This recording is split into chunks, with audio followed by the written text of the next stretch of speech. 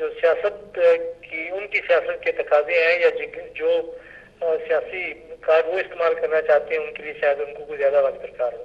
अच्छा डॉक्टर साहब, जो चंद चीज़ें अहम इस वक्त मुल्क में रूनुमा हो रही हैं उसमें ये था कि सदर साहब ने जॉइंट सेशन के ऑर्डर किए थे पार्लियामेंट के, एक नंबर 2 कि पूरी दुनिया से एम्बेसडर्स बुलाए गए, जो पाकिस्तान में कभी कभी होता है इस तरह, मेरा शायद मुझे याद नहीं पड़ता कि पहले कभी हुआ इस तरह, पूरी दुनिया से आप एम्बेसडर्स को कॉल कर लेते हैं और उनको फिर आगे नई अपनी लाइन ऑफ एक्शन देते हैं। 2 और तीसरा मेमो केस स्कैंडल।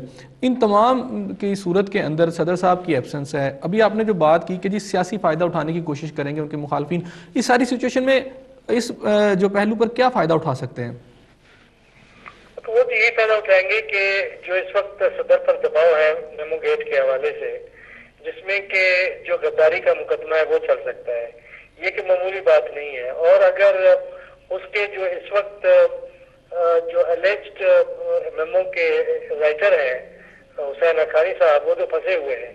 क्या यहाँ पे सवाल एक पैदा होता है कि पहले भी वो अपने जो उनके आका हैं 3 दफा तब्दील कर चुके हैं। वो जिया के साथ भी थे, वो नवाज शरीफ साहब के साथ भी थे, और उन्होंने मुशर्रफ के साथ भी होने की कोशिश की, लेकिन उनको घास नहीं डाली गई। फिर ये मोहतरमा बेनजीर भुट्टो शहीद के साथ रहे और जरदारी साहब के साथ हैं आप। तो क्या वो अपनी वफादारियां तब्दील करेंगे अपनी जान बचाने के लिए? ये एक बहुत बड़ा सवाल है। अगर मुकदमा संजीदगी के साथ आगे चलता है और अगर शवाहिद मौजूद है कि उन्होंने लिखा है, तो वो ये कह सकते हैं कि ये मेरी तरफ से नहीं है, ये मुझसे लिखवाया गया है और लिखवाने वाला है सदर आसिफ अली जरदारी है। तो ये इस वक्त तो बिल्कुल हम कियासराय ही कर रहे हैं कि ठोस बात तो अभी तक नहीं आ सकती जब तक ये मेमो का मामला हल ना हो जाए और जब तक हमें मालूम ना हो कि फौज की तरफ से किस हद तक सदर पर दबाव है इस्तीफा देने का, और क्या वो अपने आप को इतना ताकतवर सदर साहब महसूस करते हैं कि वो ईद का जवाब पता से दे सकें और एक सियासी लड़ाई पाकिस्तान में वापस आके लड़ सकें। ये सारी जो बातें हम कर रहे हैं वो सिर्फ कियासराइयों की बुनियाद पर है, तो इसलिए हमको कियासराइयों की बुनियाद पर ही समझा जाए। अच्छा ठीक है, अगर हम बातें कियासराइयों पर करें तो ये एकदम बिलावल साहब का मंजर आम पर आना, प्राइम मिनिस्टर साहब से मिलना, क्योंकि कुछ हलकों की तरफ से ये बात भी आ रही थी कि ये मशवरा प्राइम मिनिस्टर साहब ने प्रेसिडेंट को दिया कि आप कुछ अरसे के लिए सीन से आउट हो जाएं, मामलात को थोड़ा सा सेटल डाउन होने दें, फिर आप वापस आके इस सारी सूरत हाल को देखें, जैसे कि आपने भी कहा कि ताज़ा दम होके आ जाएं। ऐसे में बिलावल जो थे, सारी हमारे जो पॉलिटिकल एक्टिविटी में उस तरह एक्टिव नज़र नहीं आए। इस सारे बड़े अहम इशू के ऊपर उनका प्राइम मिनिस्टर साहब से मिलना और पार्टी की क़यादत को संभालने वाला एक इम्प्रेशन आना, किस तरह देखते हैं आप इस बात को?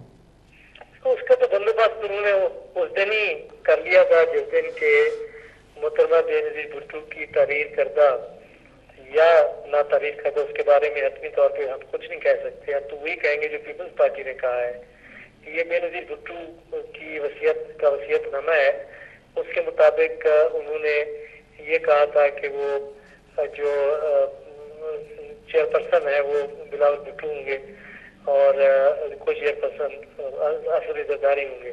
तो ये सारी चीजें उस तरफ से मेरे ख्याल में उनको पता था कि वो किस तरीके से जो थर्ड जनरेशन की लीडरशिप है, अब भुट्टो खानदान से तो नहीं, लेकिन फिर उनको भुट्टो का नाम भी दिया गया जो उससे पहले नहीं था, कि जरदारी खानदान से अगर पीपल्स पार्टी की एक लीडरशिप पैदा होती है और उसको भुट्टो का नाम और भुट्टो की लेगेसी जो है वो इस्तेमाल कर रहे हैं, वो करते हैं, तो किस हद तक वो फिर एक जो तबका पाकिस्तान के अंदर पीपल्स पार्टी के साथ सारे मुल्क के अंदर मौजूद है, वो किस तरह उसको मुतारिक करते हैं, अपने साथ रखते हैं। ये एक बहुत बड़ा चैलेंज है।